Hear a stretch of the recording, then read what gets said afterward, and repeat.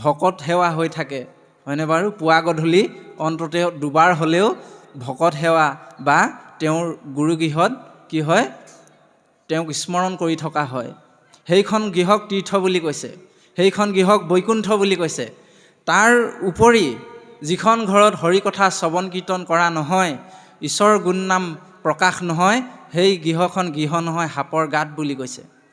যাহাৰ গৃহত নুহি উপগত একান্ত হৰি ভকত, তাহাৰ গৃহচয় হৰপৰ আলয়, মহন্তৰ ইটো মত, ভাগৱত ইটো মত।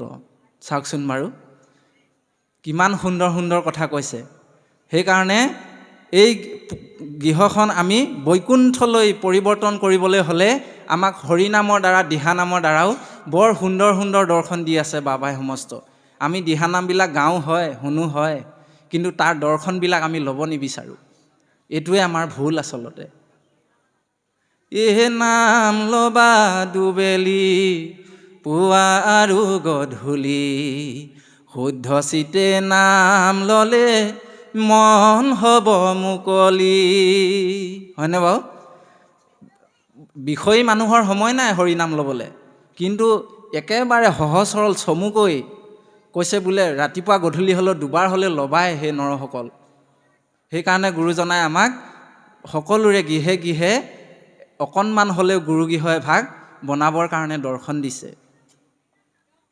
আমাৰ দুখ লাগে সেইখিনিতে যে ভগৱন্তই আমাক সকলো দিলে, ধন সম্পদ, এটি সুন্দৰ পৰিয়াল, এটি সুখৰ পৰিয়াল, হয়নে বাৰু? আমি ইমান সুন্দৰকৈ সুস্থ এটা শৰীৰ দিলে, খাই বৈ সকলোৱে জীয়াই আছোঁ, একো অসুবিধা নাই। হয়, কাৰোবাৰ বিষয় বাসনাত কেতিয়াবা দুখ কষ্ট জীৱনত আহে, সকলোৰে দুখ আছে, নেভাবিব কোনেও যে মোৰ কেৱল দুখ আছে বুলি। নহয়, এইটো মিছা কথা, হয়নে বাৰু? সকলোৰে এটা নহয় এটা হ'লেও দুখ আছেই আছে, আৰু এইটো থাকিবই। মৃত্যু লোকত জন্ম মৃত্যুৰ যিটো দুখ কষ্ট এইটো থাকিবই। সেইকাৰণে স্বয়ং শুকদেৱে তেওঁ মাকৰ গৰ্ভৰ পৰা জন্ম হ'ব বিচৰা নাছিল, এই কাৰণেই যে মৃত্যু লোকত বহুত দুখ কষ্ট ভুগিব লাগে। গতিকে আমাৰ দুখ কষ্ট থাকিবই, কোনো ডাঙৰ কথা নহয়। কিন্তু তাৰ বিপৰীত দিশে যদি আমি ভাবিবলৈ যাওঁ, তেতিয়াহ'লে নৰহৰিটো পালোঁ, ইয়াতকৈ আৰু সৌভাগ্য কি লাগিছে, হয়নে? সুন্দৰ স্বাস্থ্য আমাক দিলে, চকু কাণ নাক ভৰি দিলে, এটা পৰিয়াল দিলে, হয়নে? কিছুসকলৰতো সেয়াও নাই, কাৰোবাৰ জন্ম হৈছে কিন্তু চকুকেইটাই দেখা নেপায়, কিছুসকলৰ কাণে শুনা নেপায়, কাৰোবাৰ ভৰি নাই, কাৰোবাৰ হাত নাই। আপোনাৰ মোৰতো সেইখিনি হোৱা নাই। ইমান সুস্থ এটা স্বাস্থ্য পাওঁতে, আমাক ধন ধান দিওঁতে, আমি কিন্তু জগতৰ ঈশ্বৰৰ কাৰণে সেৱা পূজা কৰিবৰ কাৰণে আমাৰ ঘৰত অকণমান সৰু এটি কোঠা নাই। ইয়াতকৈ আৰু দুৰ্ভাগ্যৰ বিষয় আছেনে কিবা? যাৰ কৃপাত আমি সকলো পালোঁ, যাৰ কৃপাতে আমি সমস্তখিনি অৰ্জন কৰিছোঁ, কিন্তু তেওঁকে ধন্যবাদ দিবলৈ, তেওঁকে সেৱা শুশ্ৰূষা কৰিবলৈ, তেওঁকে থাকিবলৈ আমাৰ গৃহত অকণমান কোঠালি এটা নাই।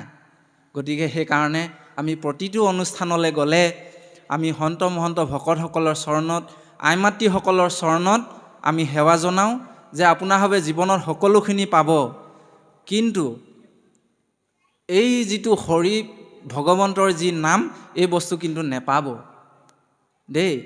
সেইকাৰণে আমি কি কৰিব লাগিব, অন্তত একো নোৱাৰিলেও বাঁহেৰে হ'লেও অকণমানি সৰু কোঠা এটি বনাই হ'লেও আমি গুৰু আসনভাগ সদায় পুৱা গধূলি সেৱা শুশ্ৰূষা কৰাটো কিন্তু প্ৰয়োজন আছে।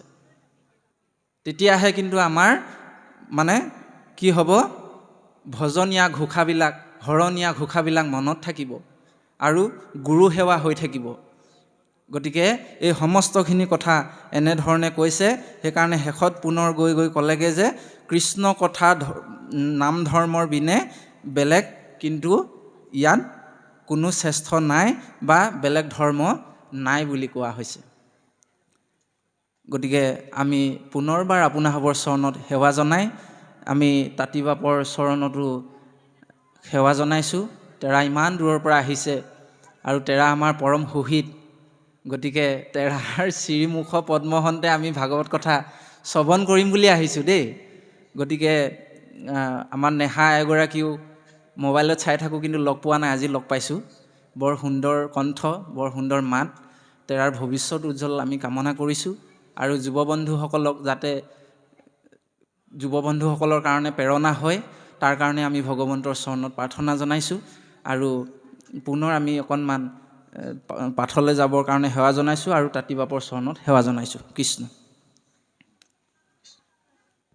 কৃষ্ণ। হে ৰাম তপ জপ যজ্ঞ মহা দান তীৰ্থ স্নান কোটি ভাগু নুহি কৃষ্ণ কথাৰ সমান। ও ৰাম পৰীক্ষিত নিপ্ৰেপ আছে পুচন্ত কত চন্দ্ৰ সূৰ্য বংশৰক শিলা কথা যত পাছে নাৰায়ণে যদু বংশেয় তৰি কহিউক কেন কৰ্ম কৰিলন্ত হৰি মহাজ্ঞানী গণে যাক গাৱে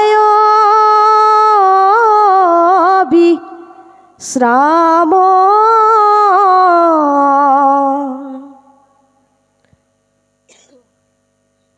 সংসাৰৰ ঔষধকৰ